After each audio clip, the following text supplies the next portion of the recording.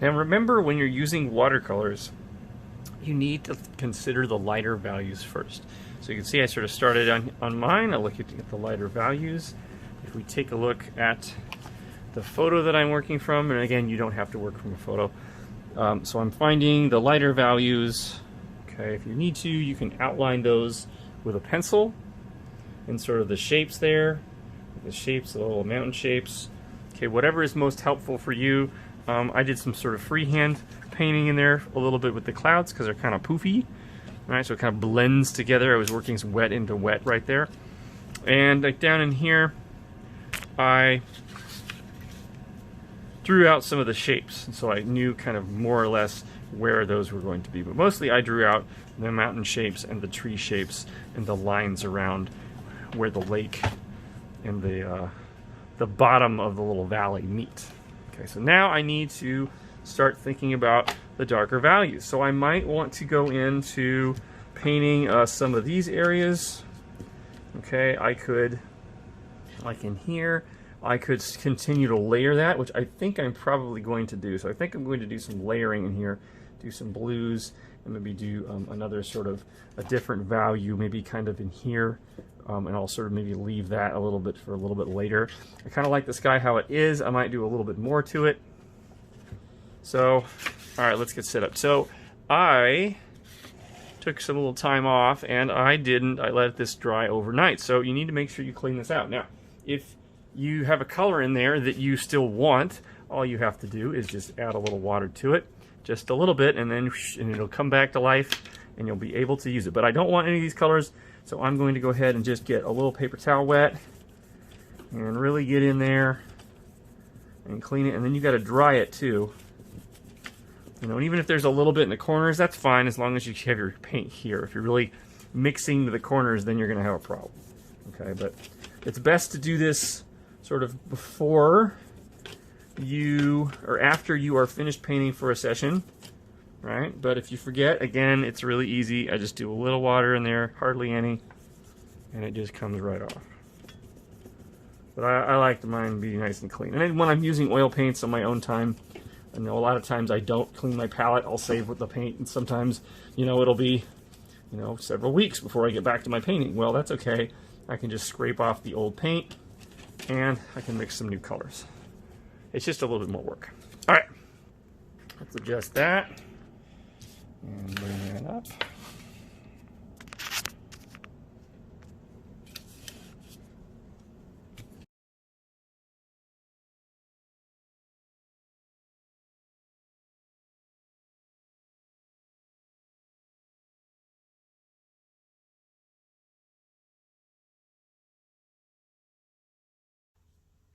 Now when you load your paintbrush up, make sure to come back and scrape it off a little bit so that you have little drips. They're kind of caught, because you don't want a big blob and then all of a sudden bring it across your paper and drip where you don't want it, because it's kind of hard to get it off of there. You can do it, but it is a little bit tricky.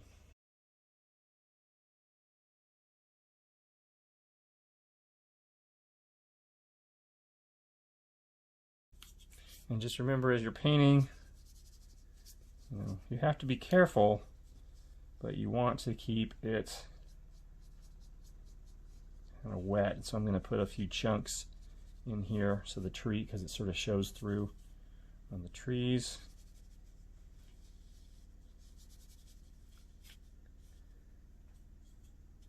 Actually going to layer this over that a little bit.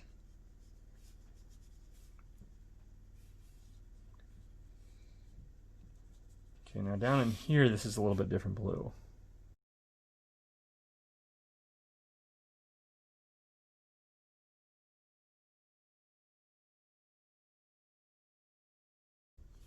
Now, if I wanted to blend that a little bit more, I could put some wet down or get some water and kind of really fade that out.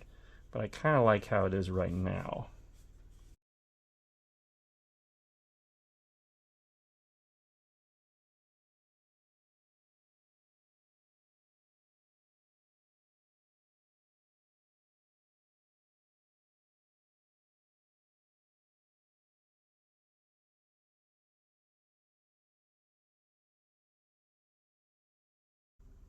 And you can do a little bit of layering with a darker value over a lighter value if it's the same color. Like I'm going to come back in here and fix a few spots where it needs to be a little darker.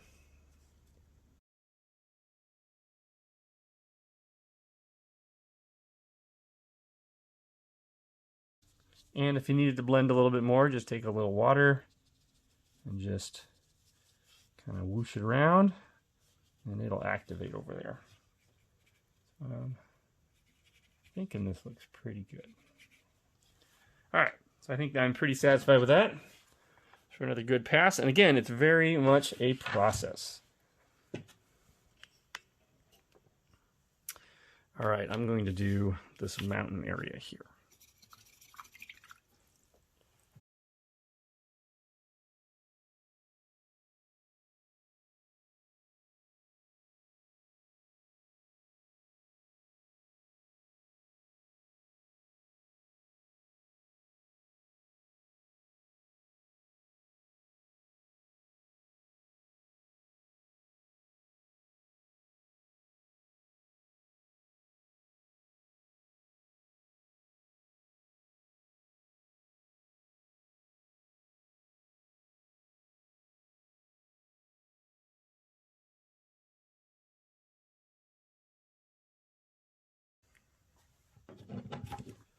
And again, that was fairly quick.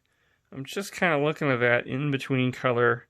You know, it changes a lot. There's lots of greens in here because the trees, you know, as of course it goes up in elevation, the timberline happens and the trees can't grow anymore. So, whoa. So, you know, I'm going to have to come back in here and maybe do a little green in there a little bit later. But I'm not worried about that right now. Because I can hear this area is going to be much darker and much greener. But again, I'm not quite there yet. But I can notice that I've got a little bit of this kind of ground that's similar to that. So I can come back to the bottom there.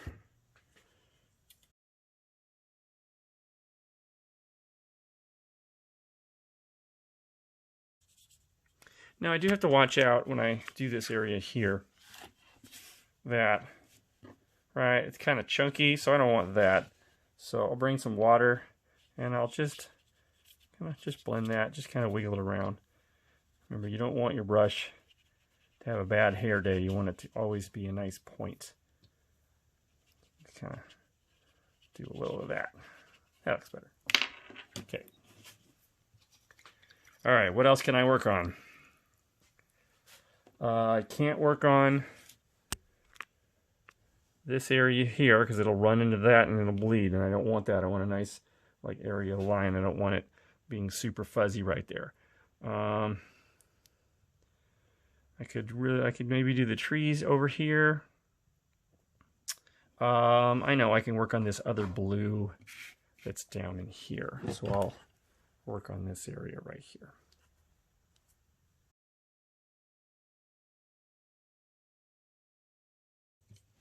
Now this time I'm actually going to use the white, because I've said don't use the white, don't use the white. It's for like making things a little bit more opaque, not making them lighter. You want to make it lighter? Yeah, the water. So what I'm going to do is I'm going to add a bunch of water in here. Make sure that that's not too dark. And again, I can always test it on my scratch paper that I have handy. Say, that's about right. Because you have to worry about your value, how thin the paint is, and the color. Because if you go too dark, you can't go back. All right, let's try this.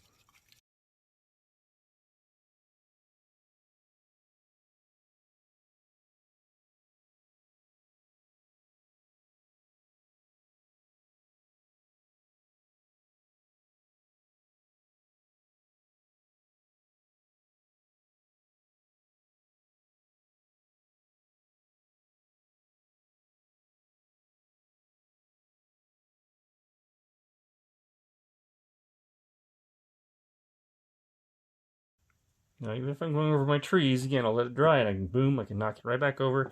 And because that green is going to be darker, it's not really going to matter. But it's going to be hard to get those blues back in there when the green's already there. All right, now I've got a spot in here where I have to blend that. So I'm going to get some water Okay, if I wanted to blend it a little bit more, I could have done wet first and then put that in there. Okay, that's okay.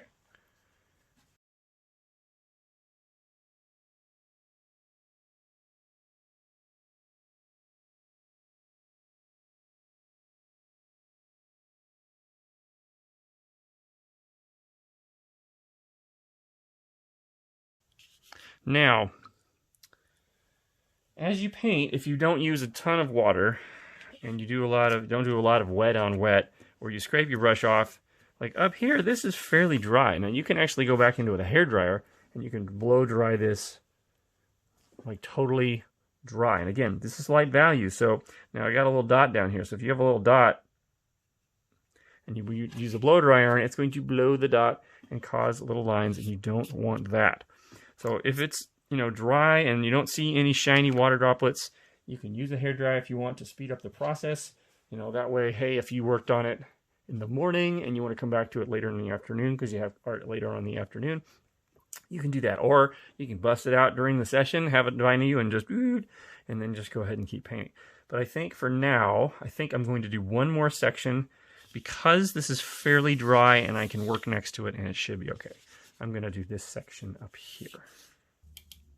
Now, as I'm mixing my colors, I'm using the palette that I have.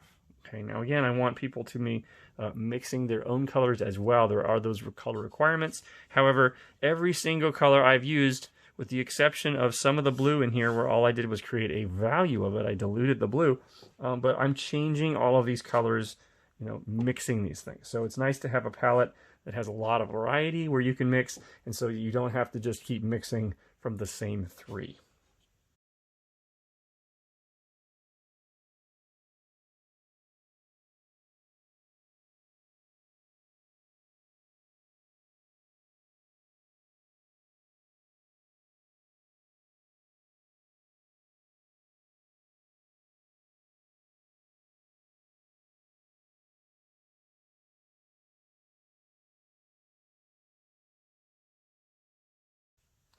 Now, there's a definite line here, which might be a little bit of a problem right here if I'm going for a pretty realistic painting, okay?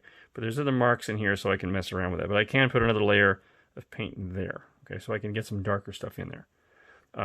But if I really wanted that to blend, I could have had both of these colors out at the same time, painted the orange sort of first up here and sort of stopped, giving like a bar, and then painted some wet, getting that up in there to try to make that bleed in there. But I was a little worried that this was going to bleed into that area, so I went ahead and I kept it like that. Okay, so I'm going to stop here. I'm going to wait for it to dry, and then I'm going to come back and start adding some darker values.